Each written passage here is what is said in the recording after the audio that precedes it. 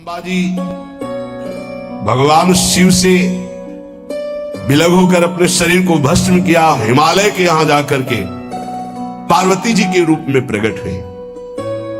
हिमालय पुत्री पार्वती बाल्यावस्था से ही निरंतर ध्यानस्थ रहना शिव अनुराग में।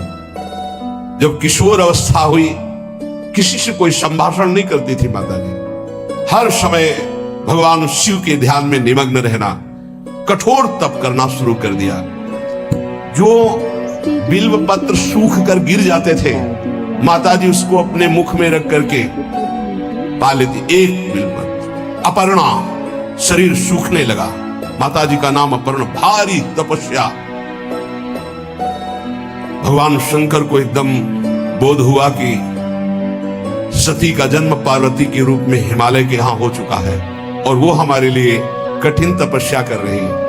तो सप्त ऋषियों को बुलाया और उनसे कहा कि जाओ इनके प्रेम की परीक्षा लो। जानते हैं, सब कुछ जानते हुए भी ये होता है। जैसे लोग कहते हैं भगवान जानते हैं अपने भक्त को, तो परीक्षा क्यों लेते हैं? तो पढ़ाया तो टीचर ने ही है, तो सालाना परीक्षा तो होगी ही कि तुम क्या पढ़े हो।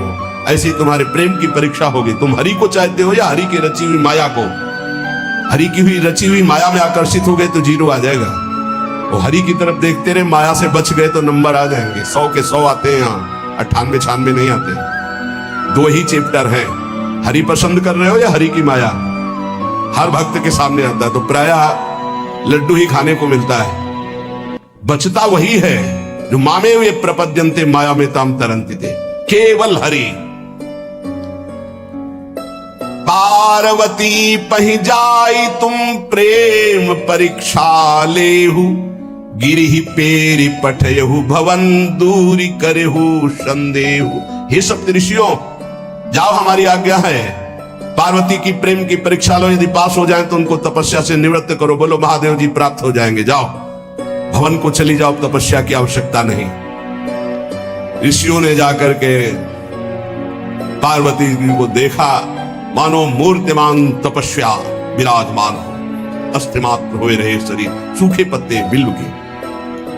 मुनि बोले, हिमांचल नंदिनी, इतना कठोर क्या प्राप्त करना चाहती हो? किसकी आराधना कर रहे हो? तुम्हारा लक्ष्य क्या है? यदि हम सुनने के अधिकारी हूं तो आप कृपा करके बता सकती हैं। पार्वती जी ने कहा, मन बड़ा सकुचाता है आपसे बताने में। आप लोग कहीं मेरी हंसी ना उड़ा दें, जो मेरा लक्ष्य है। मैंने भी बहुत सिखाने की कोशिश की, लेकिन मेरा मन नहीं मान रहा, हठ पकड़ लिया है। क्योंकि मेरे गुरुदेव ने मुझे जो आकर के बचपन में बता दिया, मैं वही हृदय से स्वीकार कर ली। मनु हठ परा सुनई न सिखावा, चहत बारी पर भीति उठावा। नारद कहा सत्य सोई जाना, बिनु पंखन हम चाहि उड़ाना। मुनियो, वैसे आप भी हंस दोगे, ऐसा लगता है जैसे हम भारी प्रबल धारा में बालू का बांध बनाना चाहती हैं। कहां भगवान शिव और कहां मैं? मेरे गुरुदेव नारद ने बचपन में आकर के कहा तुम्हारे पति देवाधिदेव महादेव होंगे। बस मैं तब से अपने पति की प्राप्ति की आराधना कर रही हूं। पता नहीं आप मेरी बात सुनकर हंसेंगे कि मानो बिना पंख के मैं आकाश को छूना चाहती हूं। इसी हंस पड़े और कहा, बात तो सही है, पर्वत से उत्पन्न हुई हो इसलिए तुम्हारी बुद्धि भी हमें लगता है जड़ ही है। नारद के उपदेश से आज तक किसी का घर बसा है? नारद के उपदेश से किसी का घर बसा है? अरे जिसका उपदेश किया उसको बैरागी बना दिया, गृहस्थी तो बनाया नहीं। नारद उपदेश सुनकर किसी का घर बसा हो ऐसा आज तक प्रमाण नहीं है। देखो, दक्ष के पुत्रों को उपदेश किया, 10,000 को 1,000, लौट कर नहीं आए, सब बैरागी बन गए। चित्रकेतु को उपदेश किया, घर चौपट हो गया। प्रहलाद जी को उपदेश किया, पूरा हिरण्यकश्यप का नाश हो गया। नारद सीख जे सुनहि नर नारी, अवसी होई तजी भवनु भिखारी। तुम्हारे गुरु नारद जी की जो सीख सुना बर्बाद हो गया, बाबा जी बन गया, भजनानंदी बन गया। वैसे हम बताएं नारद जी हैं बड़े कपटी, ऊपर से साधु का चिन्ह है, अंदर से कपट। क्या कपट? उसके संसार का नाश कर देते, भगवान से जोड़ देते हैं। मुझे नारद जी की बात कम समझ में आती है। ये उल्टा बोल रहे ऋषि परीक्षा के लिए, गुरु निष्ठा हटाने के लिए, समझ रहे हो? पार्वती जी ने कहा बचपन में मेरे गुरुदेव ने बता दिया, वही मैं नारद जी की बात आज तक घर किसका? जो नर नारी नारद की बात सुने भवन त्याग करके भिखारी बन गया, प्रमाण है। उनके वचनों पर तुम विश्वास मान रही हो। महादेव जी को पति निर्गुण नीलाज कुबेश कपाली अकुल अगेह दिगंबर ब्याली। नारद जी ने तुम्हें भगवान शिव को पति बिल्कुल निर्गुण समझो। निर्गुण को बता, दूसरा भी अर्थ होता है और एक अर्थ होता है कि कोई गुण नहीं। नीलाज, नंगे धड़ंगे घूमते कभी कभी, दिगंबर कोई लज्जा नहीं। कुबेश, भाई सुंदर मुकुट लगाए हो, पोशाक पहने हो नहीं, चिता की भस्म लगाए, मुंडों की माला पहने, बहुत बाघंबर डाल लिया, ये कुबेश है। कपाली, मनुष्य के मुंडों की माला। अकुल, आज तक कोई पता नहीं लगा कि किस कुल के हैं महादेव जी, क्योंकि सब कुलों के मूल है, मूल का मूल वही है, उनके मूल कोई है नहीं। आगे एक दीवाल नहीं है, 60,000 योजन का एक बरगद का पेड़ है, उसी के नीचे रहते। 60,000 योजन, 1 योजन 4 कोस, 1 कोस 3 किलोमीटर। कितना बड़ा वटवृक्ष? कैलाश में एक वटवृक्ष जिसके नीचे रहते 60,000 योजन का, 6 ऋतुएं शोभा देती उसी वटवृक्ष के। और कोई घर तो है नहीं महादेव जी के। और आभूषण भूल मत करना, बड़े बड़े विषैले सांपों का आभूषण कोई सोना चांदी नहीं पहनते महादेव जी। हमें लगता है ऐसा दूल्हा के लिए ऐसा तप। नारद जी ने ठग लिया तुम्हें, पागल बना दिया तुम्हें। देवाधिदेव महादेव के सुनो, इन्हीं ने शिक्षा दी थी सती को। ऐसे बौरे पति मिले, आग में जाके शरीर भस्म करना पड़ा। इसलिए हम तुम्हें बता रहे हैं कि बहुत सुंदर दूल्हा हम देख के आए हैं। हम जान गए थे कि तुम तपस्या कर रही हो।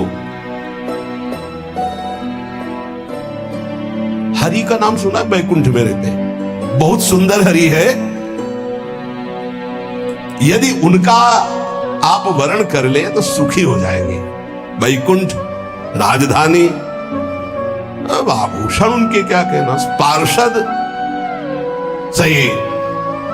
ऐसे शिव जो चिता की राख लगाते हैं, सांपों की माला पहनते, मुंडों की माला, सांप का जनेऊ, बाघंबर, हमें तो पसंद नहीं आए।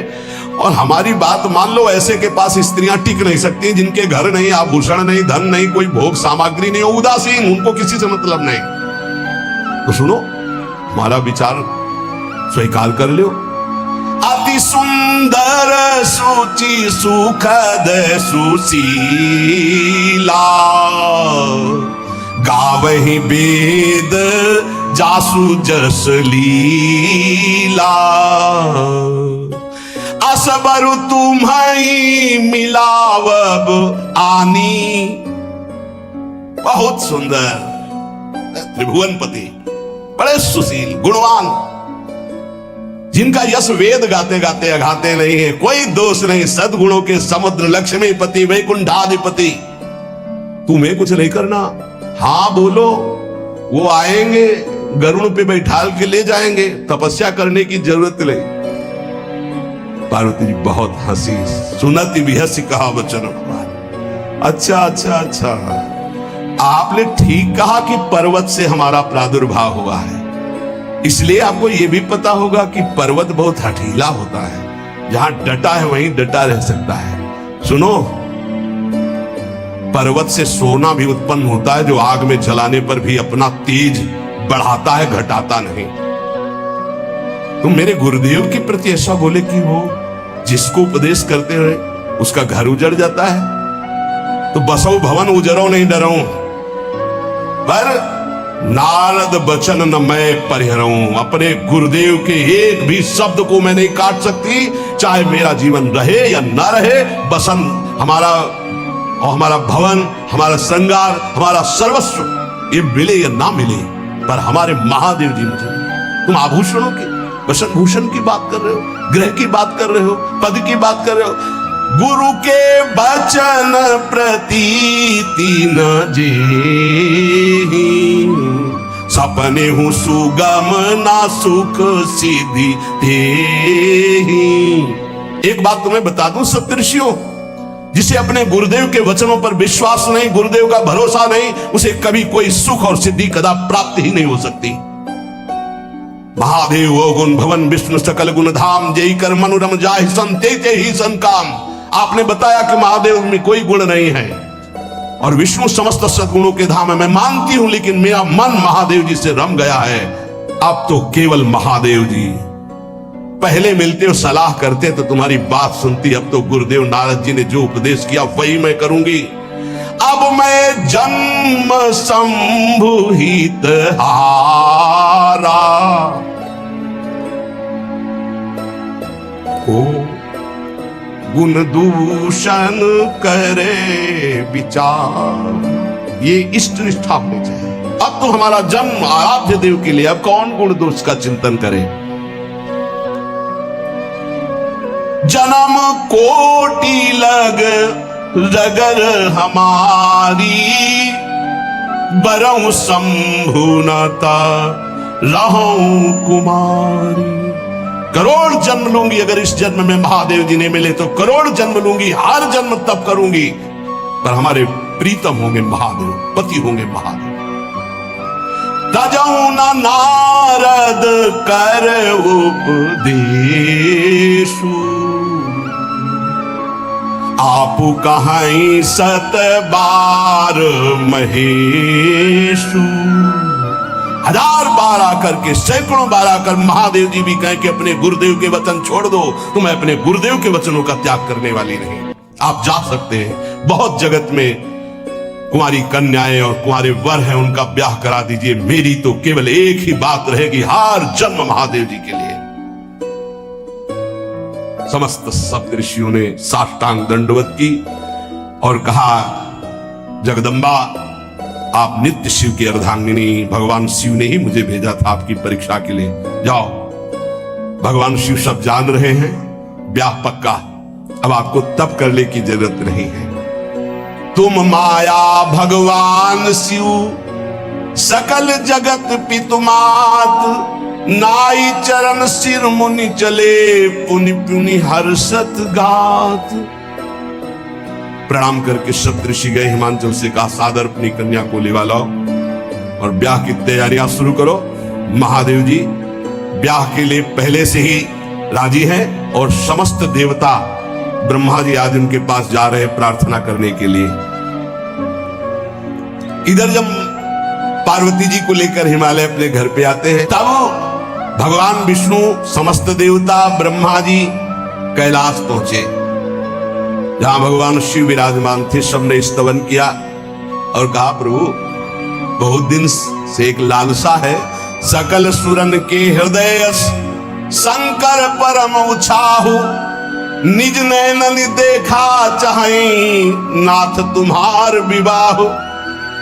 भगवान विष्णु, ब्रह्मा जी, समस्त देवताओं ने कहा, प्रभु हम सबके मन में एक उत्साह है, आप दूल्हा हो, हम सब बराती हो, आपका विवाह देखना चाहते हैं। प्रभु ये उत्सव देख ले तो हमारा जीवन सार्थक हो गया, आप हां बोलो। कामदेव के मद को चूर करने वाले आपको दूल्हा रूप में देखना चाहते हैं हम सब।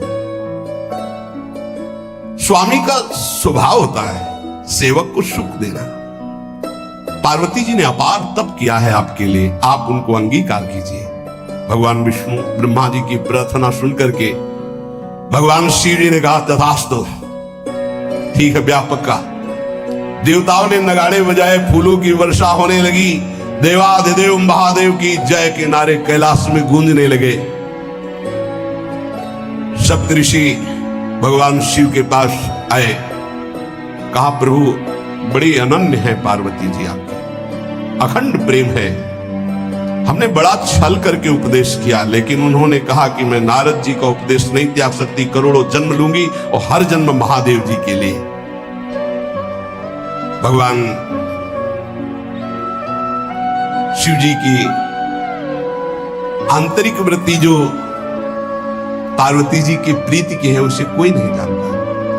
बहुत विरह में रहे, ऐसा न समझे कि देवादिदेव महादेव जी परम उदासीन है, नहीं, सती जी के वियोग में बड़ी विचित्र दशा महादेव जी की हुई थी।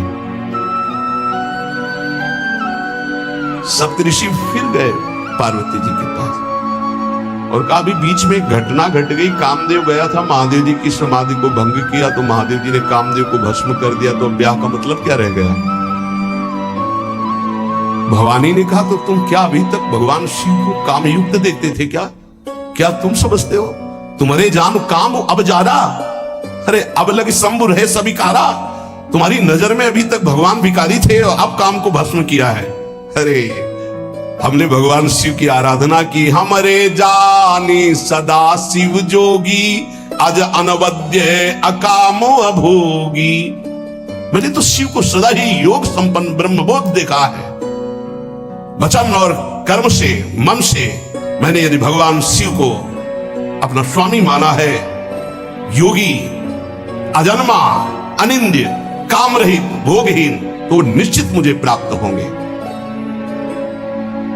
भगवान शिव के पास फिर सप्तऋषि के बोले, प्रभु गजब की निष्ठा है, केवल आपके प्रति प्रेम है।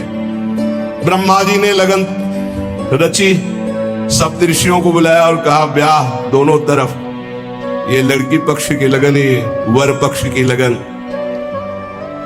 ब्याह तय हो गया, दिन नक्षत्र घड़ी, नगाड़े बजने लगे देवताओं के लिए, सुमन वृष्टि हुई। ब्रह्मा जी ने सबको बुलाया, हिमालय ने सबको निमंत्रण दिया, बड़े बड़े पर्वत भेंट लेके आ रहे हैं, बड़े बड़े रसनिधि समुद्र भेंट लेकर के आ रहे हैं। वहां भोजन पान के लिए हिमालय के पास कोई कमी थोड़ी थी, रस की नदियां बह रही थी, विविध प्रकार के रस, विविध प्रकार के फल, विविध प्रकार के भोग वहां सब व्यवस्थित किए जा रहे हैं। ब्रह्मा जी ने कहा देखो, सबसे पहले नारायण की समाज रहेगी, दूल्हे की नहीं रहेगी, नहीं तो गाली ही पड़ेगी। हिमालय के यहां प्रवेश पाने के लिए बरातियों में सबसे पहले नारायण, फिर देवराज इंद्र का परिकर, वायु देवता, अग्नि देवता, सबसे पीछे दूल्हा की बारात। बात तय हो गई। ऐसे ऐसे सब लगे संवारन सकल सुर, वाहन विविध विमान, हो ही सगुन मंगल सुबद, करहि अप्सरा गान। सब अपने अपने वैभव संपन्न सब तैयार हो रहे हैं। बोले महाराज दूल्हे को तैयार किया जाए। शिव ही शंभुगन करहि सिंगारा, जटा मुकुट अहि मोर संवारा, कुंडल कंकन पहिरे ब्याला, तन विभूति पट के हरि छाला, शशि ललाट सुंदर सिर गंगा, नयन तीन उपवीत भुजंगा, करल कंठ उर नर सिर माला, अशिव वेश शिव धाम कृपाला, कर त्रिशूल अरु डमरु विराजा, चले बसा चढ़ी बाजहि बाजा, देखी शिवहि सुरत्रिय मुस्काही, बरलायक दुल्हनी जग नाही। दूल्हे की तैयारी हो रही भाई, चिता की भस्म, चिता की भस्म, जैसे पाउडर ले गए, पहले चिता की भस्म लगाएंगे। अब जटाएं बांधी गई, जटाएं से त्रिभुवन का विनाश जब करना होता, जटा खोलकर जब तांडव करते तो कोई नहीं बचता। जटाकटा संभ्रमम भ्रमण निलंप निर्झरी बिलोलवी चिवल्लरी विराजमान मूर्धनि धगत धगत धगत जो ललाट पट्ट पावके। तीसरा नेत्र मानो विश्व का विनाश करने के लिए उसे पटबंद किए हुए विशाल जटाएं। जटा का तो मुकुट सवार आ गया, अब जटा बंधे का ऐसे सांप, ये मुकुट सांप, और कुंडल करिया और भूरी भी थी। हाँ, सोने चांदी के लिए डंक मार दे तो बेहोश हो जाओ ऐसे। पहिरे ब्याला, बाजूबंद छोटे फड़ वाले है, कोई पनिहा कोई दुमहा ऐसे, और ऐसे जनेऊ वासुकी नाग, गले के माला भगवान का विभूत, ऐसा स्वरूप है। और शेर की छाल नीचे,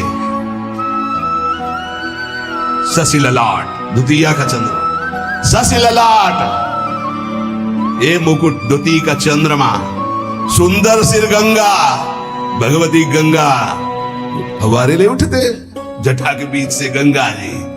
नयन 3, माथे वाला बंद है, 2 खुले हैं।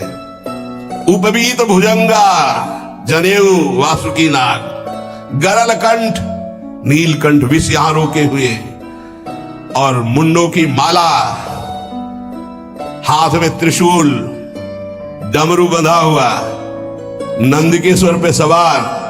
बोले ऐसे दूल्हा के लिए दुल्हन तो त्रिभुवन में नहीं मिलेगी, ऐसा दुल्हन दुल्हन का मिलेगी। अच्छा, दूल्हा सज गया, ब्रह्मा जी ने देखा, बोले महाराज आगे आपकी सवारी। नारायण भगवान उनके चतुर्भुज पार्षद, शोभा सुगंध सौरभ, आगे गरुड़ पे सवार, पीछे हंस पे सवार ब्रह्मा जी अपना परिकर, देवराज इंद्र, भगवान विष्णु जी दूल्हे की तरफ देखे, बोले महाराज विष्णु कहा अस बिहस तब बोल सकल दिशिराज, बिलग बिलग होई चलो सब निज निज सहित समाज। कोई भी दूल्हे के पास मत फटको, पीछे रहने दो, सब अलग अलग समाज चलो, नहीं पानी नहीं मिलेगा हिमालय के अगर आगे ये हुए तो। अब तो वर अनुहारी बरात न भाई, हंसी कर हो पर पुरजाई। नारायण ने कहा कि दूल्हा के अनुरूप ही हम सब बराती नहीं भैया, दूल्हा सबसे पीछे, सब बराती क्रम से पहले हम, फिर ब्रह्मा जी, फिर देवराज इंद्र, से सब। भगवान शिव ने कहा तुम अपने पार्षद सब लिए हो, तो हम बुलाते हैं। श्रृंगी निकाली, जे ही बजाया तो भगवान शिव के पार्षद आ गए। शिव अनुशासन सुनि सब आए, प्रभु पद जलद शीस तिन, जय हो महाराज की आज्ञा करो। अरे बोले विवाह है हमारा बहुत दिलों से आओ। गुचप्पा जैसे देखो ना, अगिया बैताल। हाँ अब कैसे शिव के बराती हैं, जरा ये आगे पार्टी तो निकल गई बंदनी। ये जो भगवान शिव ने बुलाया बरातियों को, अपने साथियों को, को मुखहीन विपुल मुख काहू, बिनु पद कर को बहुपद बाहू, विपुल नयन को नयन विहीना, रिष्ट पुष्ट को अति तन खीना। किसी के एक को मुख नहीं, केवल मांसई का पिंड है, और किसी के पूरे शरीर में मुख ही मुख है। किसी के एक भी हाथ पैर नहीं है, लुढ़कता चल रहा है, और किसी के बहुत से हाथ पैर हैं। किसी के नेत्र नहीं है, किसी के बहुत नेत्र हैं। बड़ा विचित्र। किसी के हड्डी हड्डी है तो कोई बहुत मोटा है, कोई बहुत पतला है। तन खीन को अति पीन, पावन को अपावन, गति धरे भूषण कराल कपाल, कर सब सद्य सोनित तन भरे। हर्षवान सुअर सुकाल मुख गण भेष, अगणित को गने बहुजिनस प्रेत, पिशाच जोगी जमात वर्णत नहीं बने। पिशाचिनी खून लपेटे नाच रहे, भगवान शिव का विवाह। और भूत और किसी के सुअर के मुंह, किसी के कुत्ता के मुंह, किसी के गधा के मुंह। बड़ा विचित्र भेष भगवान के शिव के पास। नाचहि गावहि गीत, कौन अप्सरा गंधर्व नहीं, परम तरंगी भूत हो, बच रहा है। ये गान हो रहा, हड्डी हड्डी है भूत की, भगवान शिव के सामने नाच रहा है गान। कैसा शोभा होगी, खून लपेटे पिशाचिनी, अगिया बैताल, रोड लाइट अगिया बैताल, भगवान शिव की बारात। भूत प्रेत बड़े मौजियल, स्वामी का विवाह हो रहा है, खूब छिड़क कर नाच रहे, देख ले तो मूर्छा आ जाए। अब बनी है बारात, तो जस दूल्हा तस बनी बराता। बाजा कौन बाज रहे हैं? कोई गाल बजा रहा है, कोई मुंह बजा रहा है, वो बैंड थोड़ी बज रहे हैं, कोई चीख रहा है। तो जैसे अलग अलग नहीं, तुरही बज रही है, वहां कोई बाजे नहीं, सब भूत है, भूत प्रेत पिशाचिनी, ऐसे स्वर निकल रहे हैं। अब भगवान श्री चले नंदिके पर सवार होकर, जस दूल्हा तस बनी बराता। हिमालय बड़े उत्सव में है, देवाधिदेव महादेव जी की महिमा हिमालय की पत्नी से नारद जी ने सब सुना रखी है। अब तो जितने भी सुंदर सुंदर सब पदार्थ, सब व्यवस्थाएं, सबके हाथ जोड़े खड़े हैं। जगदम्बा जहां विराजमान, वहां सिद्धियों की कौन सी कमी है।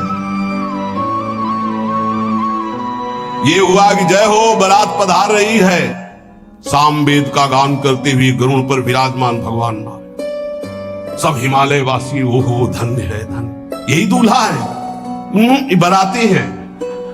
दूल्हा तो भी बहुत सुंदर हो गए, सब देख के लुभायमान हो गए, नारायण परिकर सब। पीछे देखा हंस पर सवार भगवान ब्रह्मा जी, चतुर्मुख वेद सब। दूल्हा पीछे, गांव के नगर के लोग है ना, ये दूल्हा नहीं, सयाने लोग कहते हैं दूल्हा, दूल्हा तो ये तो ब्रह्मा जी है, देवराज इंद्र, ये दूल्हा नहीं नहीं नहीं, ये दूल्हा नहीं, ये दूल्हे की बाराती है। गजब, इतने सुंदर दूल्हे के बाराती, तो दूल्हा तो फिर बहुत हृदय में आनंद है, उत्साह है। नगर की बालक बालिकाओं, नौवधुओं को ऐसे देख रहे, दूल्हा कौन है बस चले। जब सब निकल गए तो बहुत हृदय में आनंद था कि अब दूल्हा के दर्शन होंगे। जो ही दूल्हा की पार्टी आई, शिव समाज जब देखन लागे, चली चले बाहन सब, जितने अगवाली कर ले आए थे, धोती संभाल के जान बचा के भागे।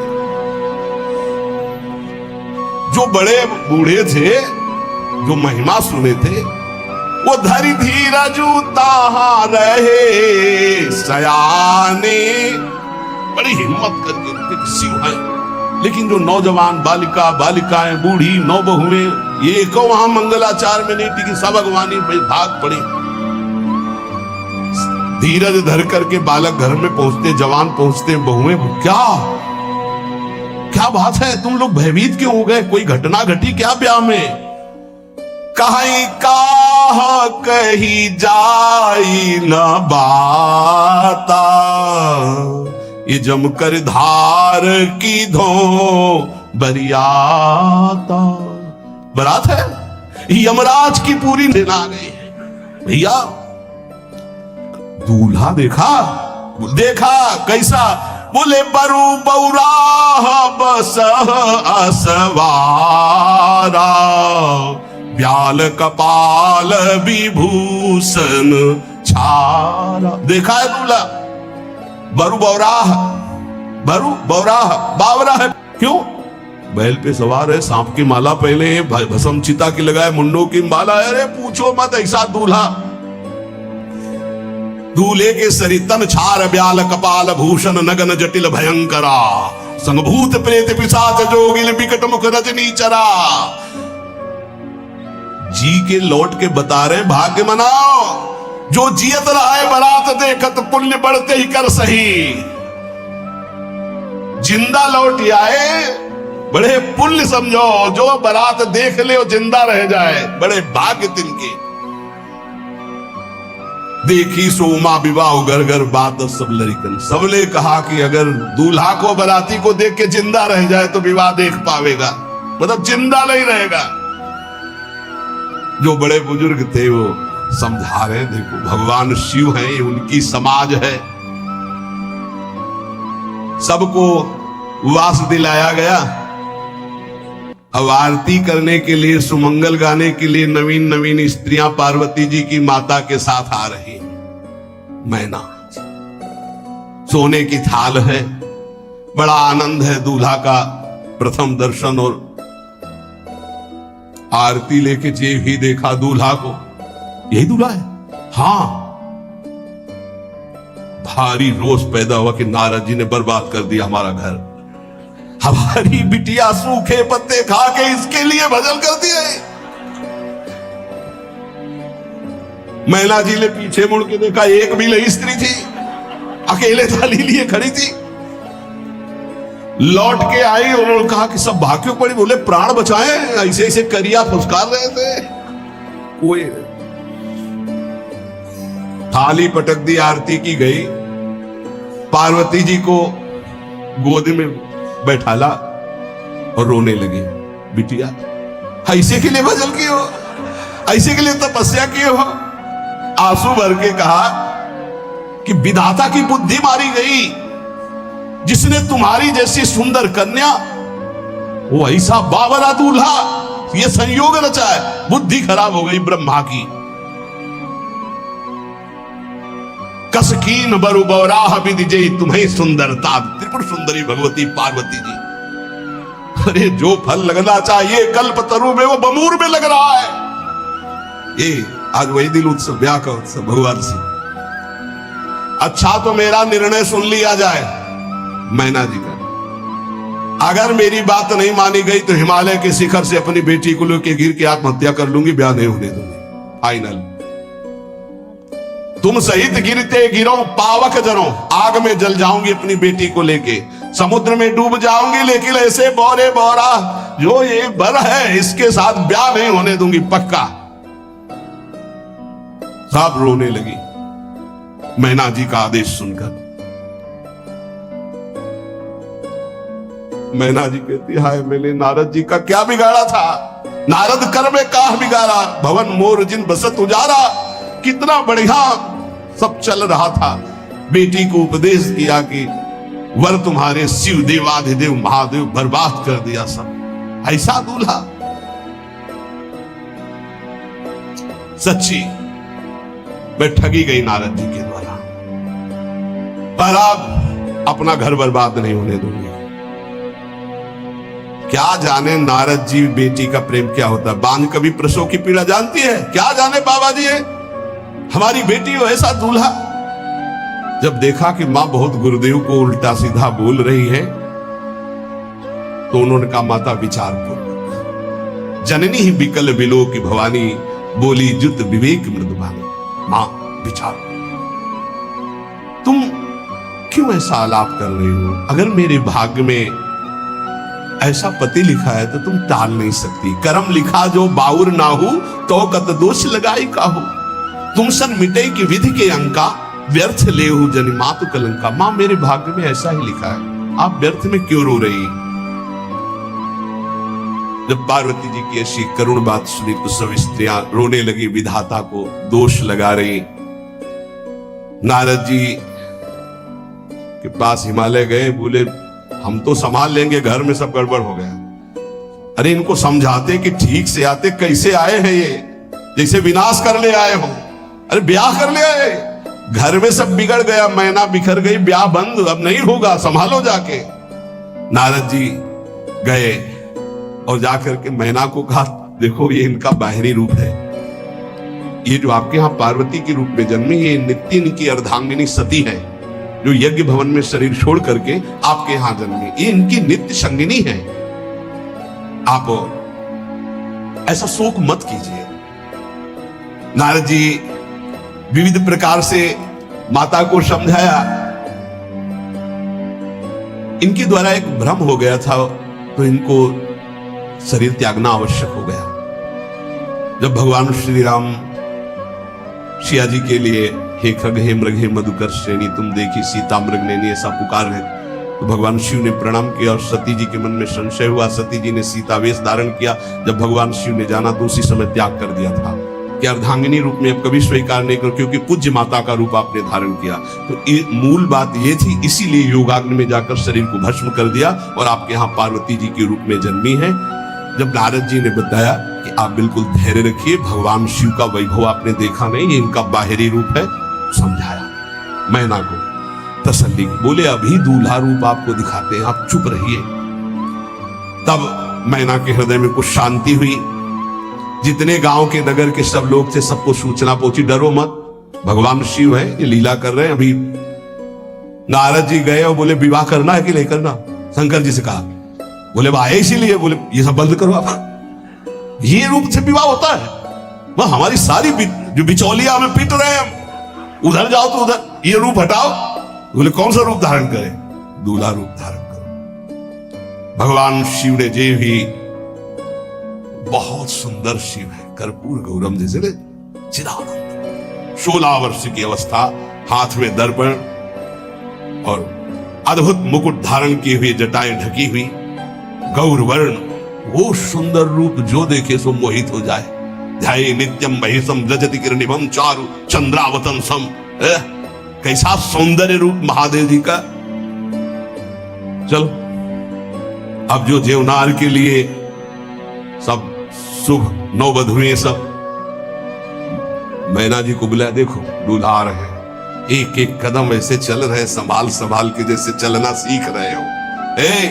तांडव करने वाले चरण है, पर नारद जी ने तो अब नहीं, नव किशोर अवस्था, हाथ में दर्पण, वो सुंदर रूप भगवान शिव का, एक एक कदम बारात में जो देखे सो मोहि। मैना ने कहा अहो भाग्य, ऐसे दूल्हा। बोले वही है जो नंदी पे सवार थे, इनके स्वरूप को जानना बड़ा कठिन है। अब जो सुंदर जीवनार हुई बरातियों के साथ भगवान शंकर की बड़े मधुर गीत गाए जा रहे हैं।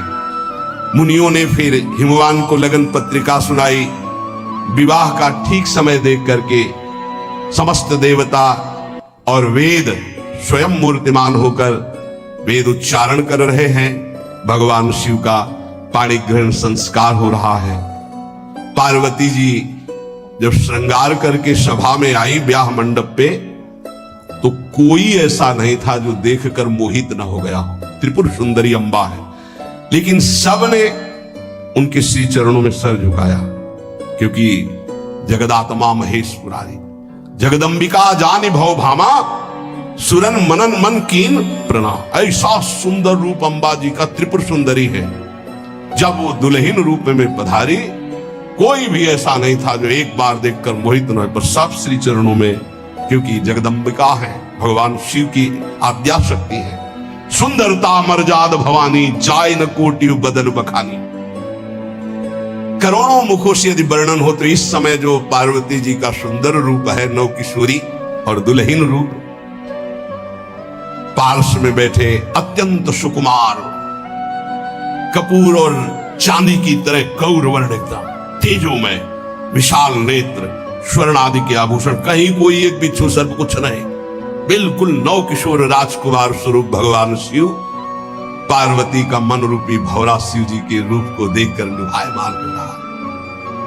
आज्ञा भई, ब्याह प्रारंभ हो। आश्चर्य की बात, गणेश जी का पूजन सबसे शुरू हुआ। मुनि अनुशासन गणपति पूजे शंभु भवानी, गणानान्त्वा गणपति गंघवामहे प्रियानान्त्वा प्रिय। लियो बोले गणेश जी पार्वती जी के मतलब पुत्र का भावातल कि वो जो उट्टल लगा रही थी उसी से ये आदि गणेश है, ये आदि गणेश है। जैसे आदि ब्रह्म, जैसे आदि ब्रह्म स्वरूप ये गणेश है। भगवान शिव और पार्वती जी ने प्रथम गणपति पूजन किया। मुनि अनुशासन गणपति पूजे शंभु भवानी, को सुनि संशय करे जनी। ये अनादि जी जान, कोई संशय मत करना कि वो पुत्र है जो पार्वती जी से प्रकट हुए।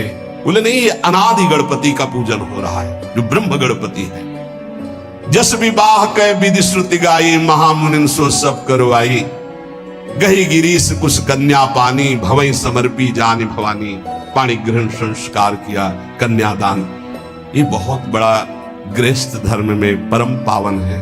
देखो जो हमारी पूर्व धर्म मर्यादा की संस्कृति कितनी पावन संस्कृति है, जिसको आज हम भूलते चले जा रहे हैं, मनमानी आचरण करते चले जा रहे हैं। इसलिए गृहस्थ भी सुखमय नहीं रह गया है। गृहस्थ अगर धर्म के अनुसार हो तो उसको परम पद की प्राप्ति होती, परम मंगल होता है। बहुत ये जो हमारी धर्म मर्यादा है बहुत सुख देने वाली है, लेकिन इसका प्रतिदिन उल्लंघन ही होता जा रहा है। न माता से मतलब, न पिता से मतलब, मनमानी आचरणों से मतलब, जो मन जैसे आवे वैसे बहे, ये हमारी धर्म मर्यादा। देखो स्वयं भगवान कैसी मर्यादा है, पानी ग्रहण कर रहे, कुछ जल मंत्र, ब्रह्म ऋषि साक्षी, फिर पानी ग्रहण। पानी ग्रहण जब कीन महेशा, ये हर से तब सकल सुरेशा। वेद मंत्र मुनि बर उच्चरहि, जय जय जय शंकर सुर करहि। बाजहि बाजन विविध विधाना, सुमन वृष्टि नभ भय विधि नाना। जिस समय पाणी ग्रहण भगवान देवादिदेव महादेव रंबा पार्वती का हुआ, समस्त देवता मुनिगण वेद मंत्र उच्चारण करते हुए जय हो जय हो जय हो, विविध बाजे बज रहे, पुष्पों की वर्षा हो रही। हर गिरिजा कर भयउ विबाहु, सकल भुवन भरी रहा उछाहु। भगवान शिव और पार्वती जी का विवाह संपन्न हुआ। बहुत कुछ श्री चरणों में भेंट रख करके हिमांचल ने प्रार्थना की, प्रभु आप तो कृपा के समुद्र हैं, अगर मेरी पुत्री से कभी कोई गलती हो जाए तो क्षमा करना। नाथ मामम प्रांशम ग्रह किंकरी करेहु, क्षमेहु सकल अपराध हुई प्रसन्न वरदेव। हे शिव आपसे एक ही प्रार्थना है, मेरी पुत्री अबोध है, कभी कोई गलती कर दे तो हे नाथ मैं क्षमा चाहता हूं, मेरी पुत्री से कभी आप रुष्ट मत होना। बहुत प्रकार से भगवान शिव ने उनको आशीष दिया, ढांढस बंधाया। फिर भगवान शिव और उमा आनंद पूर्वक कैलाश पधारे। चरित सिंधु गिरजा रमन, वेद न पावहि पारो। बरने तुलसीदास किमि, अतिमति मंद गवा। कह रहे भगवान शिव की महिमा को तो वेद नहीं पार पा सकते। गोस्वामी तुलसीदास जी कह रहे मैं भला उस महिमा को कैसे गा सकता हूं, मैं तो गवार बुद्धि का हूं। भगवान शिव और माता पार्वती जी आज भी अब भी कैलाश में विराजमान है। हर गिरजा विहार नित नयऊ, यही विधि विपुल काल चले गए। भगवान शिव और पार्वती का जो मंगल में विवाह सुनेगा, भगवान के चरणों में प्रीति, समस्त पापों का नाश होकर हृदय की निर्मलता, हरिहर में प्रीति निश्चित प्राप्त होती है। क्योंकि परम वैष्णवाचार, परम बोध संपन्न जगत गुरु भगवान शिव की लीला हृदय के अहंकार को मिटाती है। ये अहंकार के अधिष्ठात्र देवता है भगवान शिव, और जब तक अहंकार रहता है तो हरि के चरणों में या प्रियाजू के चरणों में प्रीति नहीं होती। सुनहु राम कर सहज स्वभाव, जन अभिमान न राखे काहू। तो भगवान शिव जिस पर कृपा करते तो अहंकार का अपहरण कर लेते और दैन्य भरी भक्ति हरि के चरणों में हो जाती है। इसीलिए भगवान श्री राम अपनी अयोध्या वासियों से हाथ जोड़कर कहा, और एक गुप्त मत सबई कहो कर जोरी, शंकर भजन बिना नर भगत न पावे मोरी। भगवान शिव और पार्वती का ब्याह संपन्न हुआ, आज भी कैलाश में नित्य विहार करते हुए विराजमान है। ऐसे उनके चरणों को प्रणाम करके अपने आराध्य देव के चरणों में प्रीति मांगते हैं। नमः पार्वती पतये, हर हर हर महादेव। जय जय श्री राधे।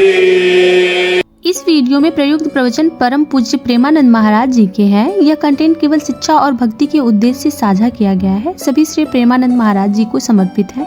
तो कृपया मेरे चैनल को लाइक एंड सब्सक्राइब करिए अगर आपको इस वीडियो से थोड़ा भी आनंद प्राप्त होता है तो।